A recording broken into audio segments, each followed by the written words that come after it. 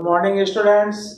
मैं Rameshwar Prasad Gupta, associate professor ABST government girls college Bundi Rajasthan, Kota university Kota के syllabus के आधार पर बीकॉम पार्ट सेकंड के एबीएसटी विषय के सेकंड पेपर कॉस्ट अकाउंटिंग के अंतर्गत उपोत्पाद एवं सह उत्पाद में अंतर, difference between by product and joint product के बारे में चर्चा कर रहा हूं। उपोत्पाद एवं सह उत्पाद में अंतर, difference between by product and joint product. तो प्रक्रिया लागत लेखांकन के अंतर्गत जो बाई प्रोडक्ट है, उप उत्पाद है या जिसका दूसरा नाम गौण उत्पाद है, उसमें और एक ज्वाइंट प्रोडक्ट यानी कि सह उत्पाद या संयुक्त उत्पादों के बीच में क्या अंतर है, यानी कि बाई प्रोडक्ट और ज्वाइंट प्रोडक्ट के बीच में क्या अंतर है। तो सबसे पहले अंतर का आधार हम लेते हैं, अर्थ मीनिंग में अंतर है। तो बाई प्रोडक्ट की मीनिंग है कि मुख्य उत्पाद की निर्माण प्रक्रिया में जिस वस्तु का प्रासंगिक रूप से, इंसिडेंटल, अवश्यंभावी रूप से, आवश्यक रूप से उत्पादन हो जाता है तथा जिसका विक्रय योग्य या प्रयोग योग्य कुछ मूल्य होता है। यदि जैसा बाय प्रोडक्ट निकले वैसा ही बेच दें तो विक्रय योग्य, और अगर बाय प्रोडक्ट जिस स्थिति में अलग हुआ उसको अगर विक्रय योग्य बनाने के लिए हमें कुछ और फर्दर प्रोसेसिंग करनी पड़े तो प्रयोग योग्य कुछ मूल्य होता है, तो उसे उप उत्पाद बाय प्रोडक्ट कहते हैं। जैसे मक्खन के साथ में छाछ का उत्पादन हो जाता है, या जैसे ही हम रुई कपास से रुई तैयार करते हैं तो बिनौला अपने आप निकल जाता है। तो जो अवश्यंभावी रूप से जो निर्माण प्रक्रिया में कम महत्व का उत्पाद उत्पादित हो जाता है उसको हम उप उत्पाद यानी कि गौण उत्पाद यानी कि बाय प्रोडक्ट कहते हैं। जबकि सह उत्पाद या संयुक्त उत्पाद में कोई भी मेन प्रोडक्ट नहीं होता है। किसी भी प्रोडक्ट को हम मेन प्रोडक्ट नहीं कह सकते। कहने मतलब सभी प्रोडक्ट है वो सब समान महत्व के होते हैं, लगभग समान महत्व के होते हैं, यानी कि उनका विक्रय मूल्य लगभग समान होता है, तो वो सभी एक तरह से मेन प्रोडक्ट कहलाते हैं। तो ऐसे उत्पादों को हम संयुक्त उत्पाद कहते हैं। तो संयुक्त उत्पाद का मतलब है, ज्वाइंट प्रोडक्ट का मतलब कि कभी कभी एक ही निर्माण प्रक्रिया द्वारा एक ही सामग्री से एक से अधिक उत्पादन समान महत्व के जो यानी कि विक्रय मूल्य के आधार पर जो लगभग समान महत्व के होते हैं, जिनका विक्रय मूल्य लगभग समान होता है, निर्मित हो जाते हैं, ऐसे उत्पादों को संयुक्त उत्पाद ज्वाइंट प्रोडक्ट्स कहते हैं।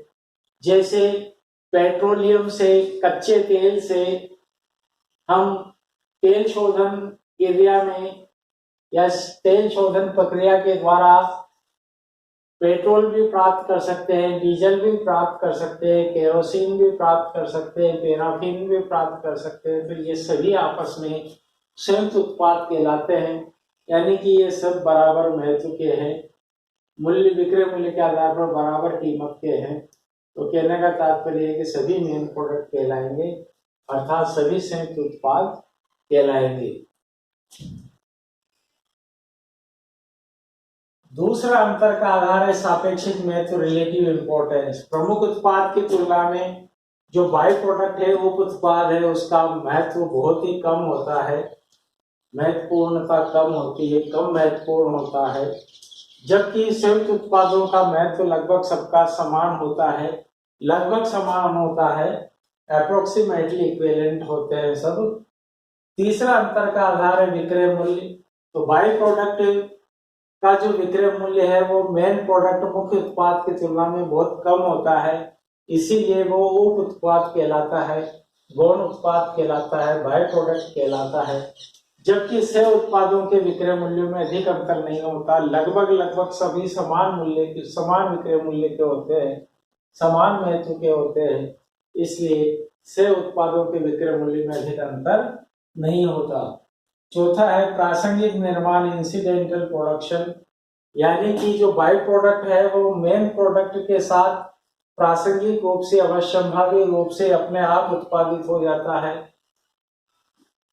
जबकि जो ज्वाइंट प्रोडक्ट है, सह उत्पाद है, संयुक्त उत्पाद है, ये एक साथ साथ दो या अधिक उत्पादों के निर्माण में किसी को भी प्रमुख उत्पाद नहीं कह सकते, यानी कि सबका उत्पादन साथ साथ होता है और दो या अधिक उत्पाद जो समान महत्व के निर्मित होते हैं, इस वजह से इनको किसी एक को प्रमुख उत्पाद नहीं कहा जा सकता।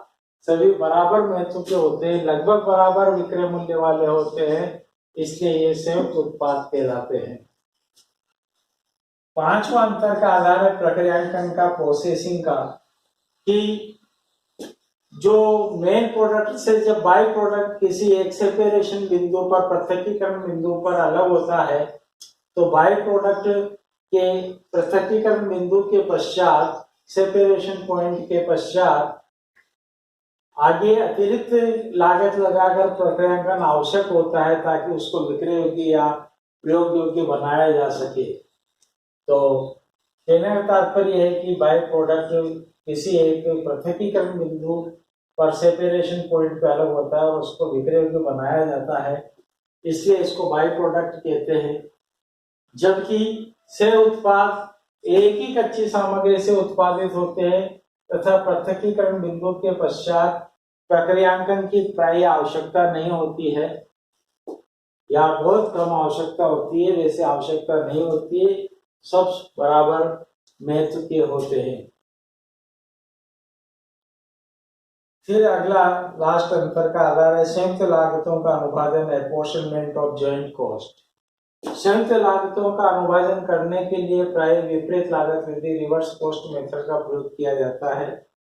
बाई प्रोडक्ट में रिवर्स कॉस्ट मेथड का प्रयोग करते हैं हम, कि जो संयुक्त लागत है वो मेन प्रोडक्ट की कितनी है और बाई प्रोडक्ट की कितनी है, तो कैसे ज्ञात करेंगे कि हम रिवर्स कॉस्ट मेथड से ज्ञात करेंगे। सबसे पहले सेलिंग प्राइस लेंगे, फिर उसमें से लेस एस्टिमेटेड प्रॉफिट घटा करके टोटल कॉस्ट ज्ञात करेंगे, उसमें से फिर सेपरेशन बिंदु के पश्चात लगाए गए लागतों को घटा देंगे, तो पृथक्कीकरण बिंदु से पहले की लागतें संयुक्त लागतों में दोनों प्रोडक्ट का हिस्सा हमें अलग अलग ज्ञात हो जाएगा। रिवर्स कॉस्ट मेथड का प्रयोग करते हैं। जबकि संयुक्त लागतों के अनुभाजन हेतु अनेक रीतियां प्रचलन में है, जैसे संख्या या मात्रा के आधार पर हम संयुक्त लागत का विभाजन कर सकते हैं। दूसरा, बाजार मूल्य के आधार पर संयुक्त लागत का अनुभाजन कर सकते हैं। तीसरा, औसत इकाई लागत के आधार पर भी संयुक्त लागतों का विभाजन कर सकते हैं।